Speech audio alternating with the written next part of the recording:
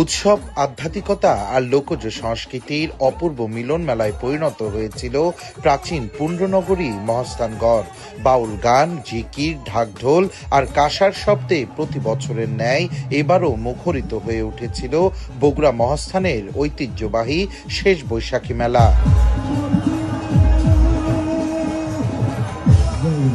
একদিকে বাউলদের একতারা, অন্যদিকে সাধু সন্ন্যাসীদের জিকির।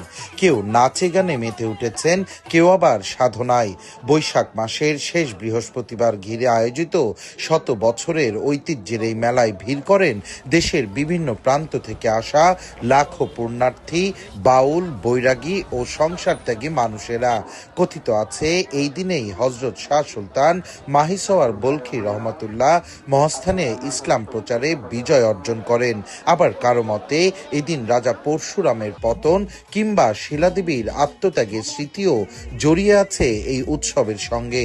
সেই ইতিহাস আর বিশ্বাসকে ঘিরেই প্রতি বছর মহা সম্মেলনের রূপ নেয় মহাস্থানের বৈশাখী মেলা।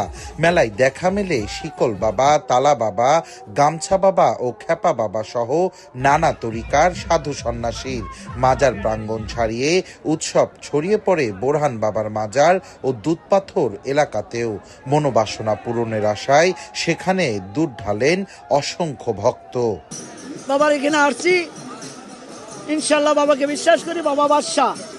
কেউ বলে দাও পাগলা, কেউ বলে দাও বাবা, সঙ্গে হয়ে থাকে আমার দয়ার কাবা।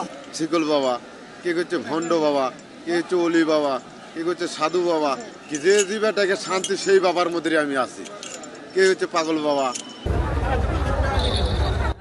লোকজ সংস্কৃতির এই মিলন মেলায় বসে খাবার, মিষ্টান্ন, খেলনা ও প্রসাধনীর শত শত দোকান। বিশেষ আকর্ষণ ছিল মহাস্থানের ঐতিহ্যবাহী কটকটি। তবে প্রশাসনের একটু ঢিলে ঢালা ভূমিকায় এবার মেলায় দেখা যায় জমজমাট গাজার আসরের চিত্র। সাথে দিনভর চলেছে মাদক বেচাকেনা। সাধু সন্ন্যাসী বাদেও সাধারণ মানুষদেরও চোখে পড়ে আড়ালে আবডালে গাঁজা সেবন ও কেনা বেচার কার্যক্রমে। সাথে লোক সমাগম বেশি হওয়ায় ২৫০০ বছরের এই পুণ্ড্রনগরীর বিভিন্ন প্রত্ন স্থাপনাতেও পড়ে যায় অবহেলা ও অযত্নের ছাপ। তারপরেও গেল কয়েক বছরের তুলনায় এবার মেলায় ভিড় ছিল কয়েক গুণ। মেলা দেখতে আসি, আনন্দ করতে পারে বছরই শেষ বৈশাখী মেলা হয়। আগাবার চেয়ে এবার বড় মেলা, বিশাল বড়। আগেবার তো আয়োজন না, এবার আরো আয়োজন বেশি হয়ে গেছে।